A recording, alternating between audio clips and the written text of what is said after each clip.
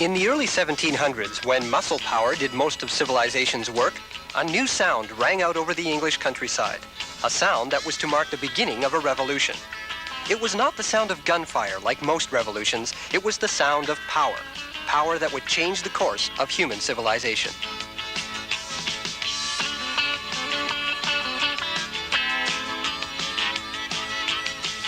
A young engineer named James Watt had invented the steam engine. Monstrous in size, low on power, and not very reliable, this smoking, noisy contraption introduced the Industrial Revolution, the era of machine power. Finally, portable power, a machine that ran on its own, one which could carry out the heavy chores of plowing the earth, grinding wheat, operating sawmills, running factories, and eventually carry people and goods across vast distances.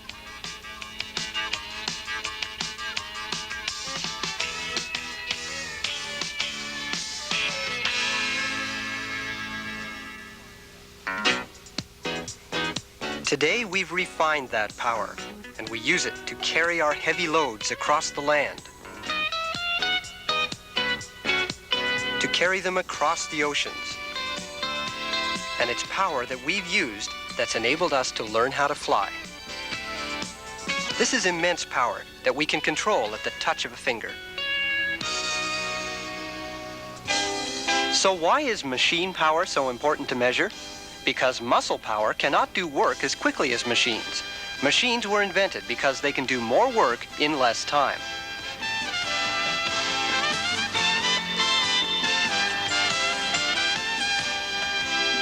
But what is power? Power is related to work.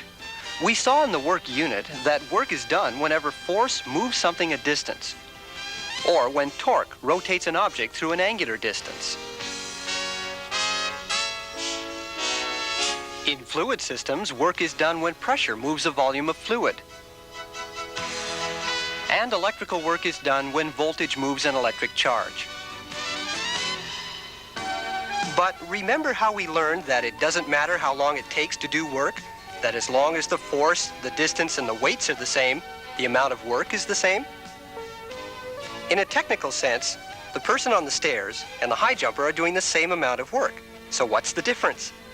The high jumper is doing the work in a much shorter time, consuming energy at a faster rate. That's power. Power is the rate of doing work. If work is done in a shorter time, it takes more power. Since the time it takes to do work usually is important, that is, we want to get the work done as quickly as possible, power is important to measure. Machines that are powerful usually do work in less time. So although the tractor pulling this jet is doing the same amount of work as the jet would itself rolling under its own engines, the tractor takes longer to do the work. Therefore, it uses less power. The tractor could pull the plane all the way across the country, but it would take months. The people on the plane would rather use more power and get there in less time. But let's look more closely at this formula. There's something interesting within it. We've seen that work in, for example, a mechanical system is force times the distance the object moved. If we put it over time, that's power. Distance over time is speed, and speed is a rate.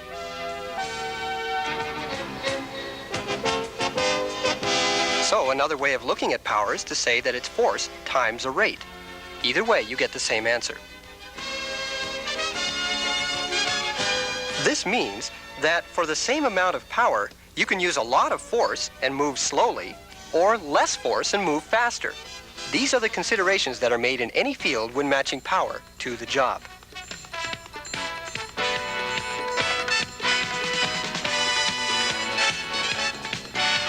Agricultural tractors are manufactured from approximately 12 horsepower to 500 horsepower.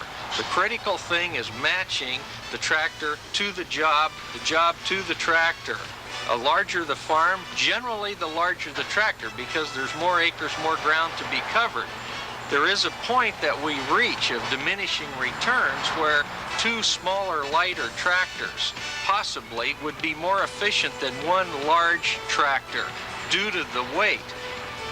For some applications, two smaller tractors pulling small implements can do the job faster than one large tractor pulling a large implement.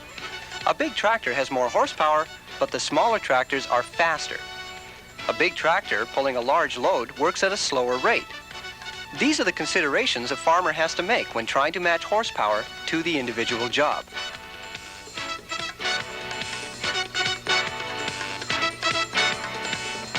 In a rotational system, power still depends on force times rate. Here, torque is the force and rate is the angular speed. For power in a fluid system, pressure acts like force and the rate is the volume flow.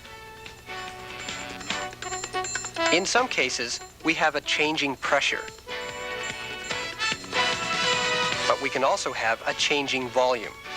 But it's still generally a force times a rate.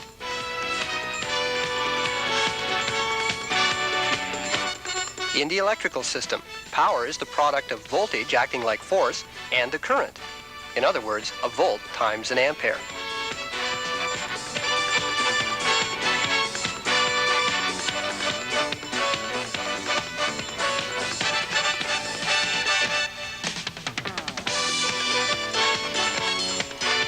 Thermal power is even easier to deal with. Thermal power is the rate of moving heat energy from a warm place to a cold one through a temperature difference. But that movement is exactly the same as a thermal rate. In other words, thermal power and thermal rate are the same thing. We already saw thermal rate in the rate unit. We've come a long way since the donkey.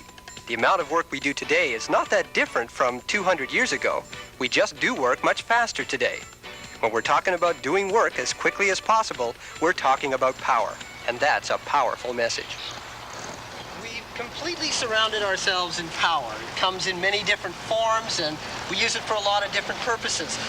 The amount of power that we have on hand and the type of power that we use will determine how quickly we get that work done, or the rate at which we do that work. It's an important consideration when it comes to efficiency. We're also using up energy. And I think, didn't we already do potential energy? Doesn't it become kinetic energy?